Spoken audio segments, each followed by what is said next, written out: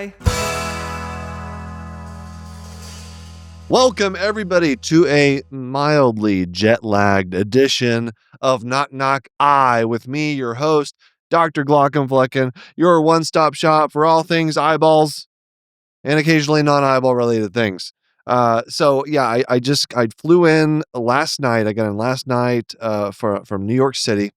I was there. I took the family on a vacation. Probably talk about some of those things on the next Knock Knock High episode in a couple weeks. I was there to do I did a couple talks, and I'm going to talk about something emergency medicine related a little bit later. But first, something very exciting to me. So I might struggle a little bit through this episode. I'm very tired right now, but I don't like flying like West Coast to East Coast, East Coast to West Coast. It just you'd think I'd get used to it by now, but it's always still really hard for me. Anyway, I didn't get much sleep last night, but something very exciting happened on my flight from New York City direct to Portland, Oregon. It happened, you guys. I heard the call. Is there a doctor on the plane? I can't tell you how many I have taken hundreds of flights. I travel quite often for someone who still practices medicine. It hasn't happened. It has not happened. Now I know the floodgates are going to open. It's like every time I'm going to be on a flight. That's just how the world works. But it happened. It was in the middle of the flight. It was like a 6-hour flight, and I kind of like didn't register it at first. I was watching a movie. I had the headphones in, plugged into the chair, and I heard it. It just took me a second to register it, and then maybe I might have like slow played my response to touch the button. Like it might have looked like it was in slow motion a bit. Like, oh man, okay, it's happening. This is real. I reached up. Someone else beat me to the punch. But let the record show, I did hit the button. I hit the button that alerted the people that I am indeed a physician and I am willing to help. Because that's what they asked me to do. Is like, if you are a physician, if you're, I don't know what they said, a medical doctor, I think is what they said. If you're a medical doctor, please push your flight attendant alert button or whatever you want to call it. And so I did. Not maybe not as quickly as I could have, but I did it after just a few seconds, but somebody else beat me to it. And that person was an internal medicine doctor. And so I actually ended up just staying in my seat because I pushed the button, and then as soon as the flight attendant walked by, I got their attention. I was like, "Hi, I'm an emergency. I didn't say I'm an emergency. I said I am a physician. I'm willing to help. I didn't say I was an ophthalmologist because I didn't want to scare them off from me. I wanted to just really have the opportunity if they needed me. And so I said, I'm a physician. And then they quickly said, oh, we have somebody. So I was like, okay, phew. But I was there. I did my due diligence. I pressed the button, even though I was a little bit terrified because of all the different types of medical doctors. I wouldn't say I'm last on the list. I would say there's like a cohort of us there at the bottom. I'm probably like dermatologists, radiologists, pathologists, psychiatrists. I'm somewhere in that range. The top of the list, you're going to have your emergency physicians. You're going to have your anesthesiologists. I would say probably like general surgeons.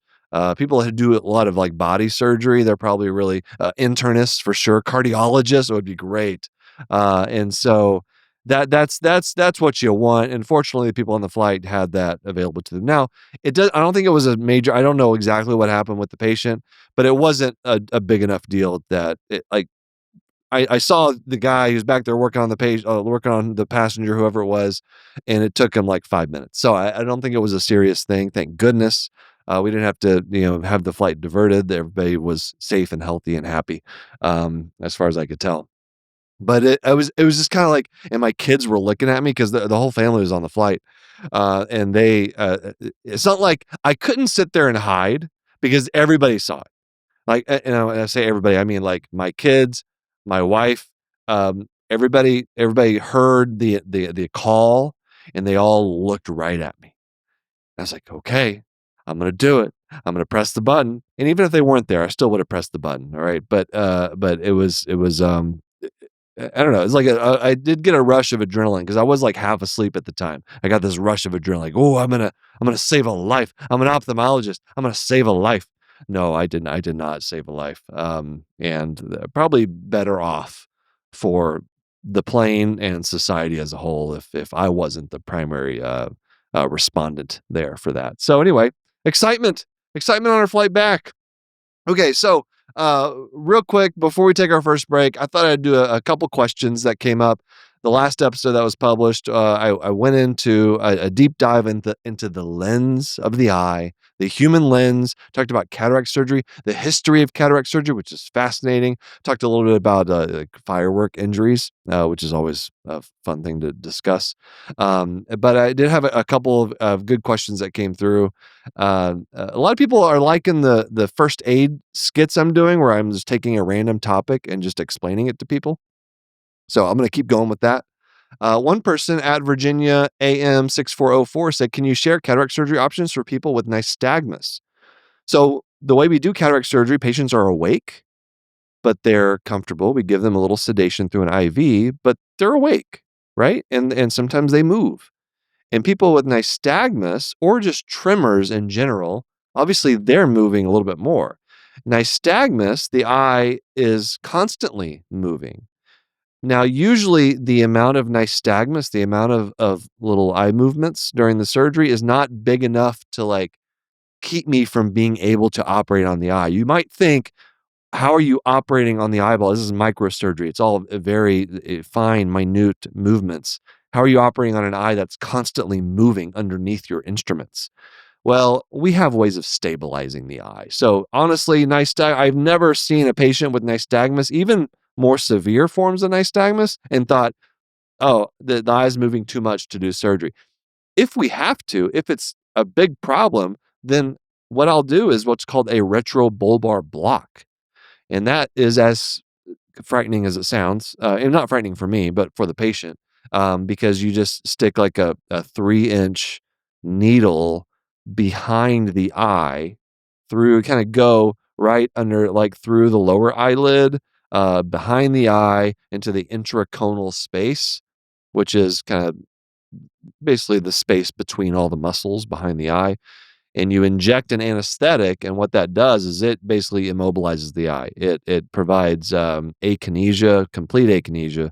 The eye will not move if you get the injection in the right spot. And so that's actually how they used to do all cataract surgeries. Doing cataract surgery under topical anesthetic with just numbing eye drops is relatively new. I'd say maybe within the last like 20 years, we've been doing it that way. And there are some people, some practices that still 100% do blocks for everybody. Now, I think that's archaic. I don't think that should be done because there's risk involved. And now cataract surgery under topical anesthesia the way we do it now is so safe that I don't think you need to routinely do a retrobulbar block. That is old fashioned and you're introducing risk. I think that you don't need to do. It can be useful in certain cases, right? But routine surgery, no. Topical anesthetic, all right? Just numbing eye drops. It's all the patient needs. A little sedation through an IV to help them relax. Now, another question I got was from by the way, these are all on the YouTube channel, at Glockenfleckens, from a user at Carrie Brigham, said, "Any advice on how to ease a reluctant patient's concerns about cataract surgery? My mom is scared because she has to have her eyes open during surgery." So this does freak people out. I'd say a lot of people, especially of the age that I'm doing cataract surgery for the most part, people in their 70s, 80s, they've all seen Clockwork Orange, the movie that very famously has the main character with eyelid speculums in, like holding the eyelids open, and it looks horrifying. It looks scary. But yeah, that we do use those. Like that's how we keep the eye open. But your eye is totally numb. first of all, okay? So, yeah, we keep the eye. That actually helps people sometimes because people are always afraid, like, "What if I blink?" That's a question I get asked a lot in pre-op. "Oh my god, what if I blink? I don't like people coming near my eyes." Well, nobody does. It's a reflex. Like, someone comes at your eye, you're gonna blink. But don't worry, I have control of your eyelids, all right? You can blink all day throughout the surgery. Not gonna bother me, all right? So don't worry about blinking. The other thing that really reassures people is knowing that they're not going to see anything coming at them, all right? Everything is happening so close, either directly right in front of your eye or inside your eye. You cannot make out those objects. That is way too, even the most nearsighted of you are not nearsighted enough to be able to see scalpels coming at you and all the little instruments that we use. So don't worry. When it comes to eye surgery, no matter what the eye surgery is, you will not see any of the instruments that we use. You might hear noises, like, we have, like, this tugboat sounding thing, and people say, "This music is awful," and I'm like, "Yeah, it's terrible. It's the worst music in the world." But you don't see any of the scary stuff that you would think is scary, all right? It's just happening way too close to you, so don't worry about that. That was a great question. Here's another good question, or really more of a comment. Question, more of a comment. At Utsu P Enjoyer said, "I'm looking forward to the day when we can actually cure/reverse cataracts, not just replace our natural lens with an inferior intraocular lens made of plastic." I completely agree with you. Honestly, that is the ultimate thing, right? Because, well, actually, for some people, because people who are emmetropic, which means that you basically, without glasses, all your life, you have 20/20 vision. All right. I'm going to raise my hand because that's me. Maybe I'm like mildly hyperopic, but I've never worn glasses before. All right. Reality is coming for me in a hurry, and it's going to suck whenever I have to start wearing reading glasses. I'm already dreading it, and I'm just about to turn 40. It's coming for me. It comes for us all. But for people who are emmetropic, who've never worn glasses before in their life, the perfect thing would be that you can just melt the cataract away. You can reverse the effects of aging of the lens to make the lens clear again. We don't have that technology, and don't let anybody convince you of that otherwise. I'd say every year there's like a couple weeks where there's a story that was published in some, popular science website that's like, the future is here. Eye drops that will eliminate cataracts. No, that does not exist. I'm not gonna say people aren't working on it, but it does not exist, and it is not close, okay? So, in the future, could we figure that out? Well, sure, like, we're trying to reverse aging in a lot of different ways. Um, the it's a harder thing than you would think because it's these proteins that just get packed. You'd have to arrest the proliferation of cells in the lens somehow. Because as those cells develop, it causes the older cells to get squished harder and harder in the center of the lens. That causes it to get darker and cloudier. And so I don't know. I don't know how you're gonna do it, but yeah, that would actually be great because then people who are emmetropic, who don't wear glasses, well, they start having problems with cataract. You melt away their cataract with however you're gonna do it, and all of a sudden their lens is clear again and they have 20-year-old eyes. I'm always telling my patients, whenever we talk about cataract surgery, that these artificial lenses we put in their eye, they are inferior to your natural lens. 100%. Nothing will beat the original, the OG lens. Nothing will beat that. So I cannot give you, Mr. or Mrs. 80-year-old, I cannot give you 20-year-old eyes again. That is not happening. The best technology we have, not going to happen. I cannot reverse the clock like that.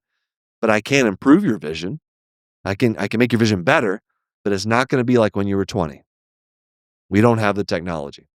So hopefully we will at some point, and I know there are some very smart people that are working on it. All right, let's take a break.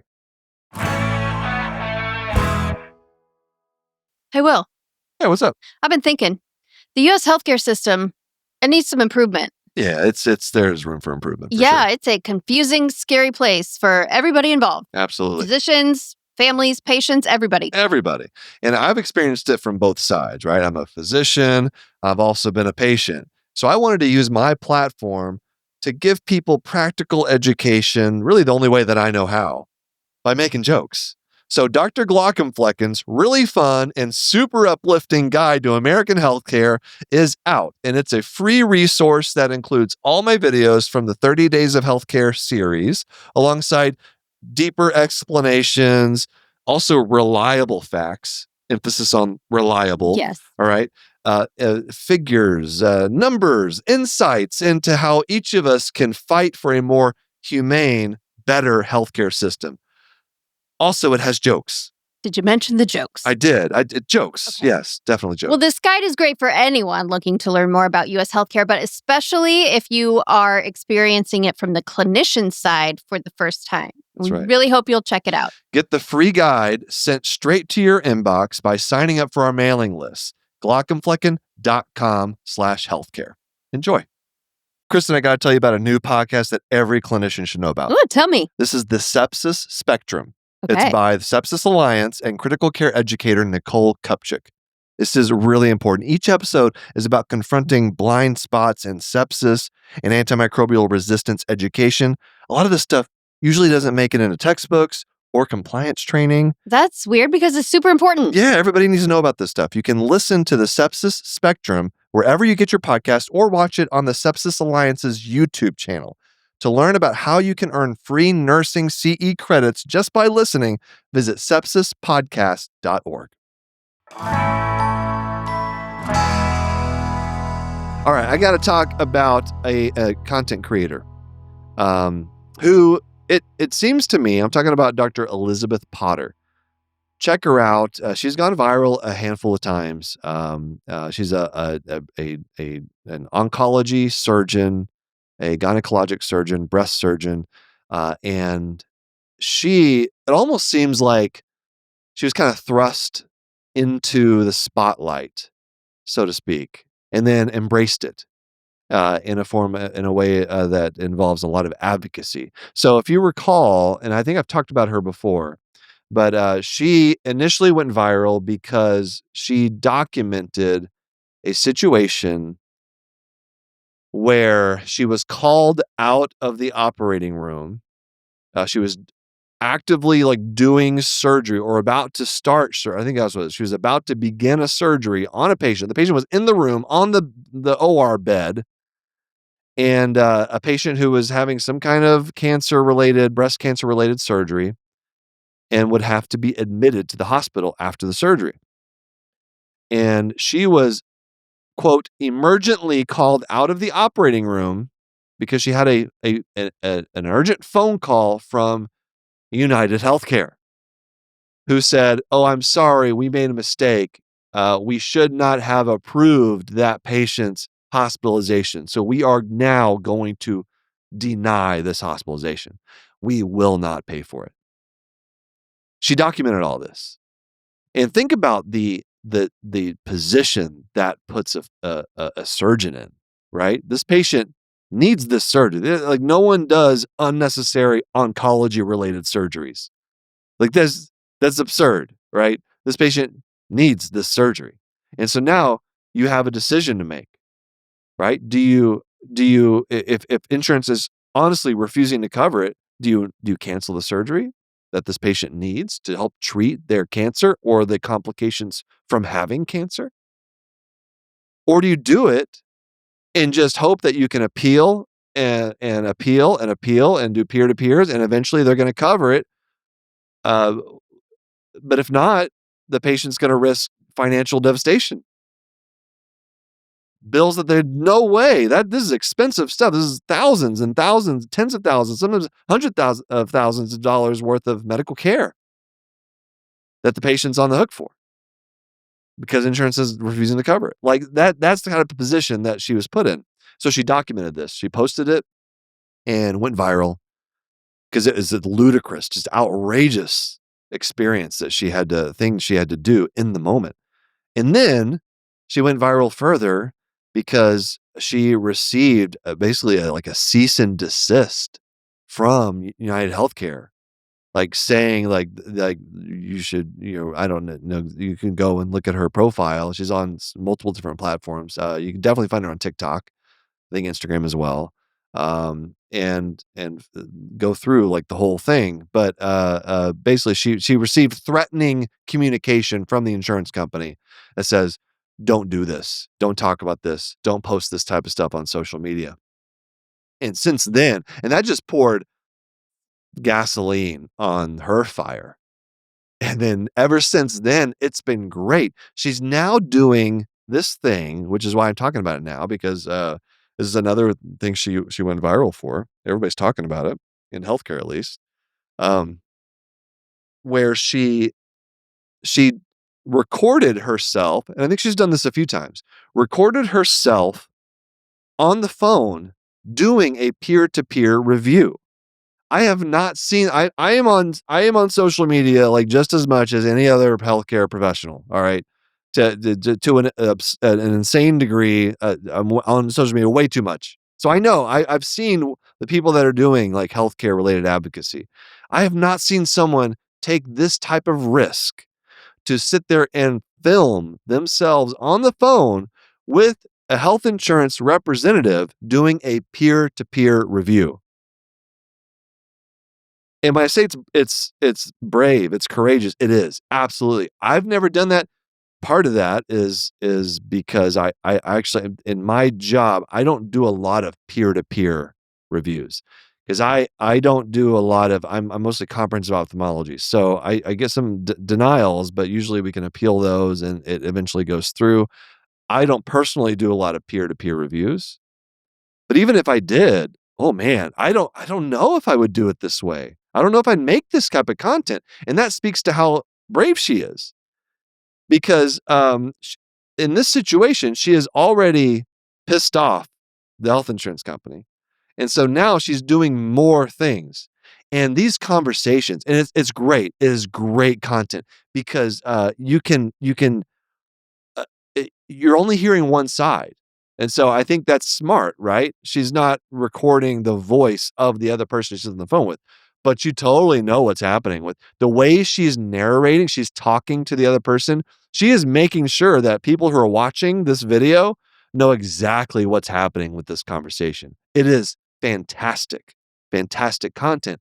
And what an incredible bit of advocacy, because what better way to really show the pain points, the bottlenecks, the source of why your care gets denied.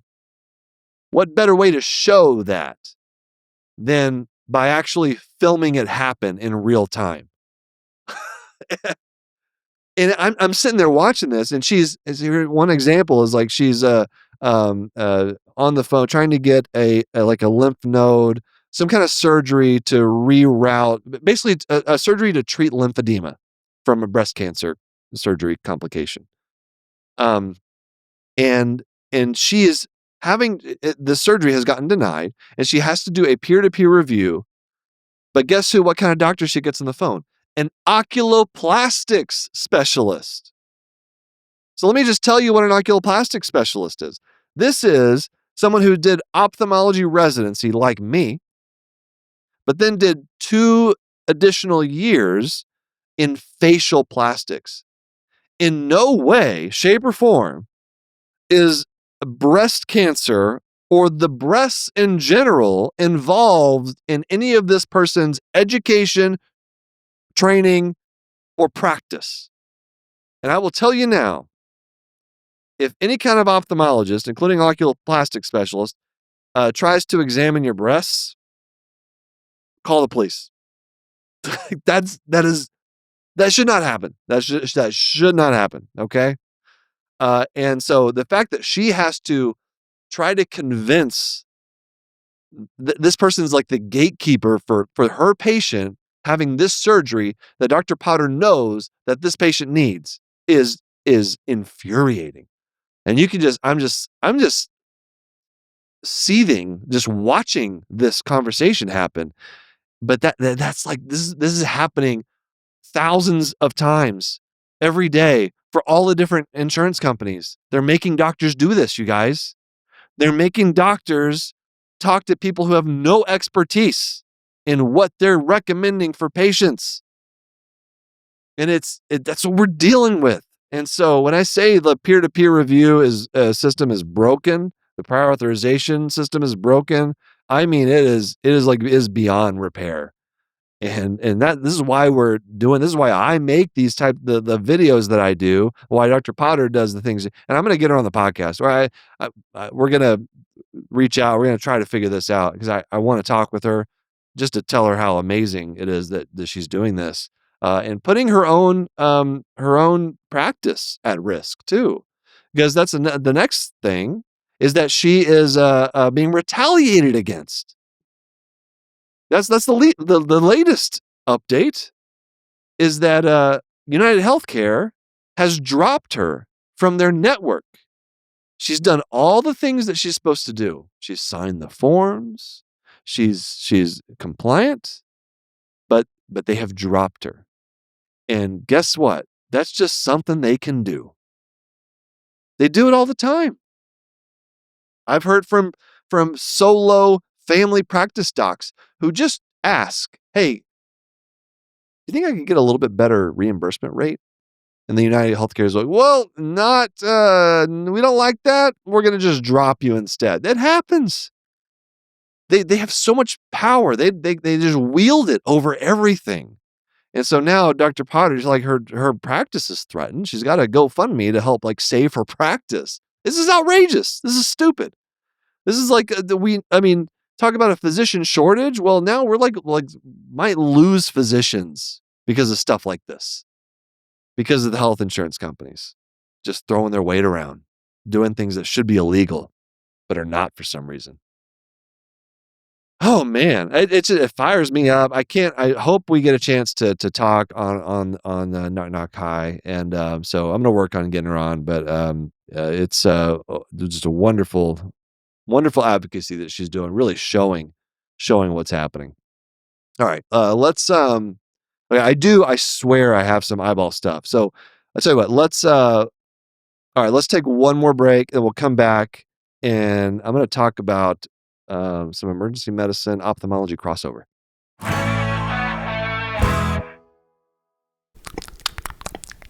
What you doing there, buddy? I'm so glad you asked. Oh. I'm being a Demodex. Oh, are you? Yeah, that's what they sound like. Those little mites? Uh-huh. If you put a microphone in front of them, I'm sure they would probably, most likely, maybe sound like that. You think so? I don't really know. Oh, well, let's see how much you do really know. Oh, you're going to quiz me? Yeah. Let's do it. What are the only two main species of Demodex mites found in humans? Type 1 and type 2. Close. Demodex folliculorum, which are found in the eyelash follicles, okay. and Demodex brevis, which are found in the meibomian glands. Okay, sure. Yeah. Okay, next one. Next question. Okay. Why do people with Demodex blepharitis often feel itchy eyelids first thing in the morning? I know this, and because they avoid light and come out at night to mate. Oh. Yeah, they're mating on your eyelids while you're sleeping. Super. How does that make you feel? So gross. And so people wake up with that itchy, irritated feeling because they've been moving around in the eyelash follicles all night. Mm-hmm. Yeah. Yeah. Great. I'm surprised you even brought that up. I know. I'm just trying to get used to these mites since Demodex blepharitis is such a common disease and we keep talking about them. And that's a big step. Thank you. There's a prescription eye drop, though, that's available for Demodex blepharitis. Did you know that? To learn more about these mites and Demodex blepharitis, visit miteslovelids.com for more info. Again, that's miteslovelids.com to learn more. This ad is brought to you by Tarsus Pharmaceuticals. Okay, so I as I mentioned earlier, just got back from New York City, and I did something I haven't done in a while, and I forgot how much I love it. So back in the height of the pandemic, everything was virtual. This is like when I first started doing speaking engagements as Dr. Glockenflecken. It was all virtual, and it was almost all emergency medicine grand rounds. I probably did like 20 different grand rounds for different places around the country virtually. And when I tell you that it sucks to be a comedian and give a virtual talk, like, please trust me on this, because I told hundreds of jokes over the, like, a year and a half, thousands of jokes, and I just had to assume they were funny to get through it because I was just looking into a webcam and everyone else is on mute. That is a terrible thing to have to do as a comedian. I hated it. But and then eventually I was able to do a few like in-person emergency medicine grand rounds. And it's a lot of fun, turns out, when you get to like be in the room and hear people react to what you have to say and see their eyeballs and see their reactions and hear the what they I found out that some of the jokes I've been telling for a while were totally not working. And so it was helpful for me to retool my comedy. But it's it's been for the past, like, couple of years, I've mostly just been doing, like, keynotes and stuff. So I haven't had a good opportunity to do, like a grand rounds where it's, like, a smaller group, like it's a department, and so I did it recently. A friend of mine, at Mount Sinai in New York City, wanted me to come out, and I was already gonna be there, so it worked out well, and so I went and did, grand rounds for their emergency medicine department, and I talked about all kinds of I just showed eyeball photos. We played a game during grand rounds. It was called What Is This? Where I just show an eyeball photo and I asked the residents, "What is this?" I think they loved it. At least they pretended to. And it's just there are few specialties out there that are as enjoyable to like hang out with as emergency medicine. They're I don't know, there's something about they don't take themselves too seriously, they joke around, you typically don't have to dress up as nice, which is always a great thing, um, but some of the things I talked about, I thought of what I could do here just to make sure we get some eyeball stuff into this into this episode, so sorry about that if you guys have been waiting, like, where's the eyeball stuff? Funny man, funny eyeball guy. So, I thought I could address a couple of controversies that over the years have kind of come and gone, and they're still kind of there. Where there's some like disagreements, I would say, not so much controversy, but just disagreements between the emergency medicine folks and the ophthalmology folks. And I addressed these during my grand rounds, which is a lot of fun. So the first one is the use of tetracaine on the eye. So when you have a corneal abrasion, those of you who have had a corneal abrasion, you know how painful it is. It is the cornea has the most nerve endings, I think that like anything in the human body. So when you get a scratch, when you take off a piece of that corneal epithelium, it is extremely painful. I have people that come in tear, they're crying, they're in darkness, they can't open their eyes, and then you give them a drop of topical anesthetic, tetracaine or proparacaine, and it immediately, within seconds, takes their pain from an 11 out of 10 all the way down to a 0. How many medications do you know that can do that in seconds?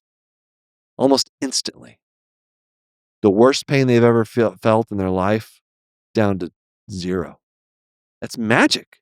And so you can imagine the next question that I usually get asked for people that have a corneal abrasion.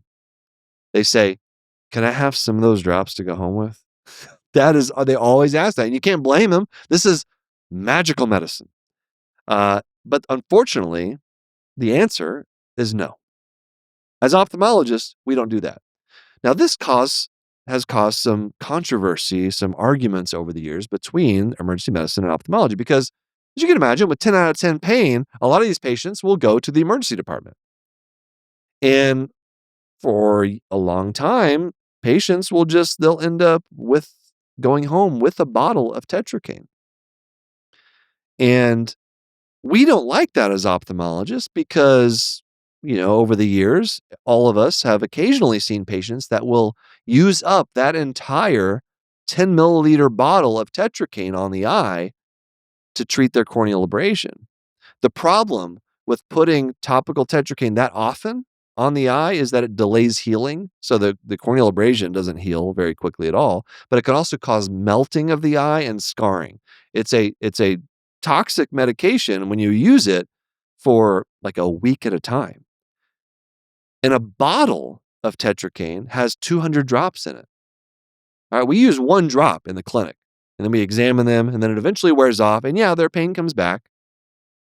And that's why people in the emergency department tend to give like a bottle of this stuff out to patients, is because if they don't, sometimes the patient will just in the parking lot, they'll just turn right around and come right back in. It's like the pain's unbearable. So from their perspective, you can understand, oh, like what are we gonna do? Like you can't have these patients keep coming back every 20 minutes. Once the proparacaine, once the numbing drops wear off and they still have this abrasion. In ophthalmology, we don't have that problem because what we do is we give patients a bandage contact lens. So we can put a contact, it's like a Band-Aid on the eye that you can see through, but it dramatically decreases the pain. It takes it from a 10 out of 10 down to like a 2 out of 10.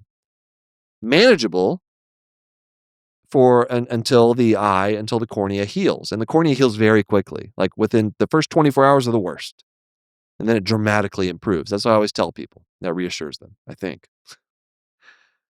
But they have a bandage contact lens. Emergency departments, they're not going to stock contact lenses. That's ridiculous. Like they have way too many other things to worry about than like whether or not they have bandage contact lenses or how to put them in or all that stuff. So anyway, we don't have to even think about giving patients proparacaine because we have other things we can do to help decrease the pain. So that's the setup for the conflict. All right. And so the line in the sand from an ophthalmology standpoint for decades has always been, you don't do this. Stop it, emergency physicians. But that just totally disregards the reasons why emergency physicians over the years have wanted to give this stuff out. So the emergency medicine docs got together and they published a great study. It was, I want to say, 200 to 300 patients. And what they did was they gave patients with a simple corneal abrasion, they gave them 24 hours worth of tetracaine, which amounts to about 1 to 2 mils. A typical bottle of this stuff is 10 mils. All right. So the idea was that, okay, well, ophthalmologists, you guys keep telling us, like, don't give a bottle of it out. Don't give 10 milliliters out because the patients will use up the whole thing, and they will. So what if we just give a smaller amount? Is that still dangerous to the eye? And this is a study that ophthalmologists would never do because we don't need to. We have those bandage contact lenses. So the emergency medicine folks, they did it. And guess what? It shows that 24 hours worth of tetracaine for a patient to go home with, to put in their eye every few minutes until the pain starts to get better, until the abrasion starts to heal, actually is safe. It doesn't prolong the healing time. They did not have additional visits to the eye doctor or the emergency department. They didn't have any adverse events like corneal melting or some of the scarring, some of the really dangerous, awful things that we see when patients dump a whole bottle of it in their eye. And so I've had to change my approach to this. I now go a little bit against the grain, a little bit against what my fellow ophthalmologists would say. And I say, okay, probably is okay. 24 hours worth. But you know what that means? And this is what I told all the residents when I talked to them at Mount Sinai. Like, if you do this, you have to only give 24 hours worth. That doesn't mean giving them an entire bottle and saying, only use this for 24 hours. That's nonsense. Patients will use the whole thing. Because again, it's magical medicine. So you have to work with your pharmacy or do it yourself, where you actually like parse out 20 to 30 eye drops into a container and give that to the patient to use. So we had that conversation, and I feel like it's a very magnanimous and it's a way to reach across the aisle, so to speak. And so we're not all fighting with each other about the proparacaine issue. But it's still, I would say, an unpopular opinion in the world of ophthalmology because we just don't think about it. It's just not something we have to do. And maybe that's something that has been a real benefit for me doing all this glaucomflecken stuff is because I spend a lot of time learning about the different specialties, not like the medicine of the specialties, but what it is that that really irritates them and bothers them, and the challenges that they have from a patient care standpoint, uh, that just helps give me a different perspective of what people in that specialty are going through compared to my own. 'Cause, as you can imagine, ophthalmologists, we don't get out very much. We don't really interact with specialties outside our own very often.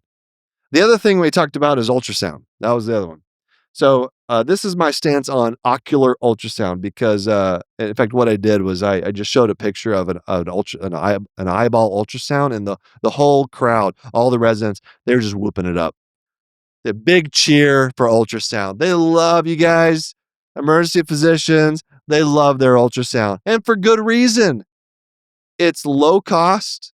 There's no radiation as opposed to a CT scan. It's quick. You can diagnose it. It's kind of revolutionized the evaluation, diagnosis, and treatment of so many problems, eye and non-eye related. That being said, it's some of the things they wanted emergency physicians like to use ultrasound for are nonsense. I'll say it, nonsense. Traumatic eye injuries. Never need to do it. You don't need to do There is no reason to ultrasound a traumatic eye injury. People will have told me before, "Well, we're using it to try to evaluate an open globe." No, you don't do that. You don't need to do that. All right? Your exam, you can do an exam. You can actually look at the eye.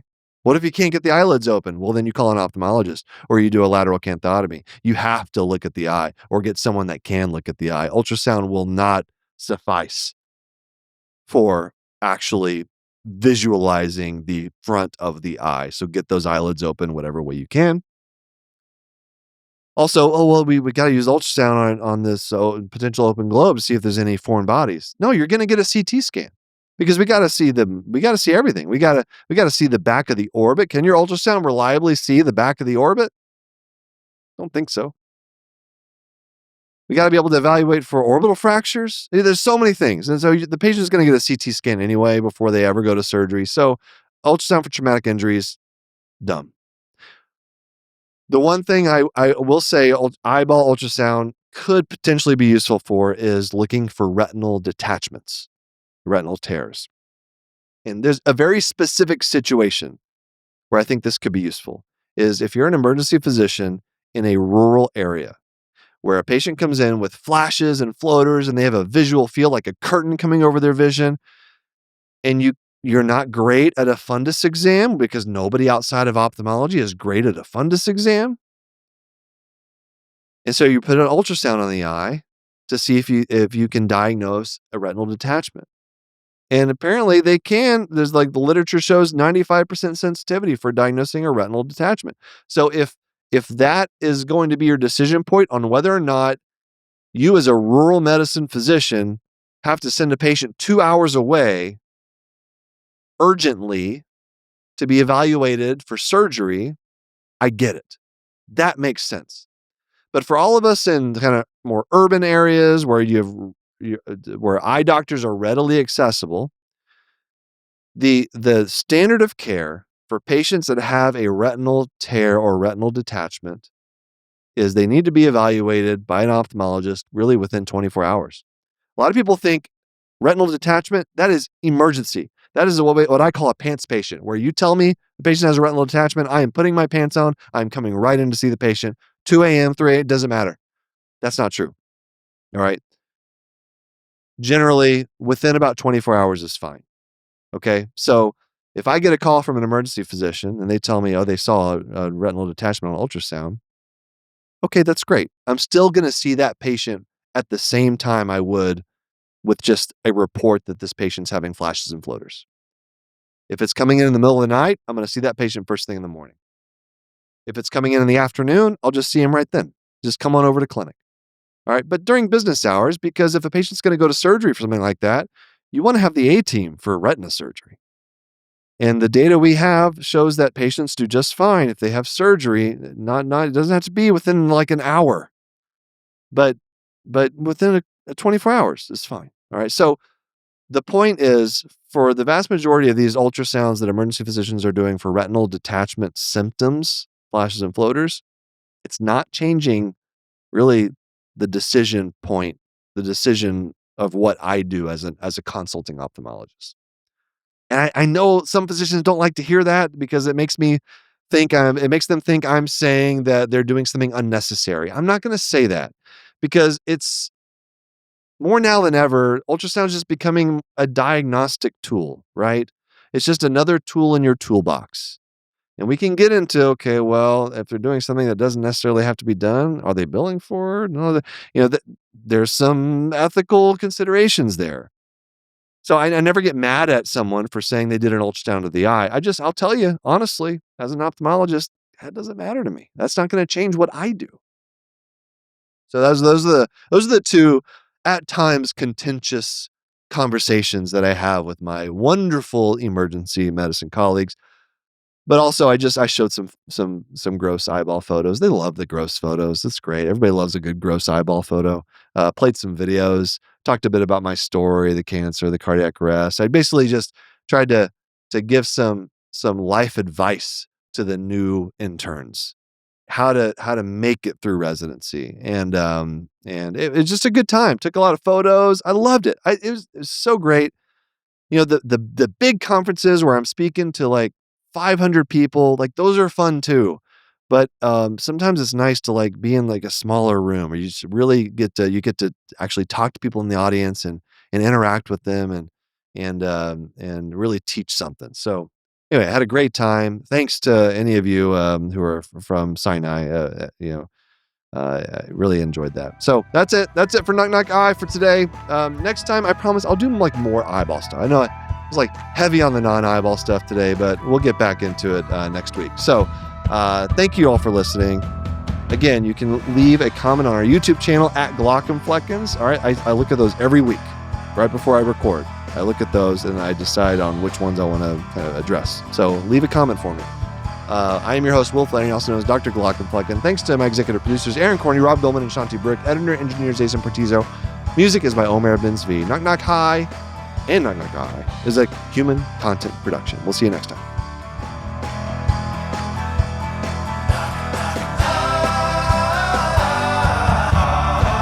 Knock, knock. Goodbye.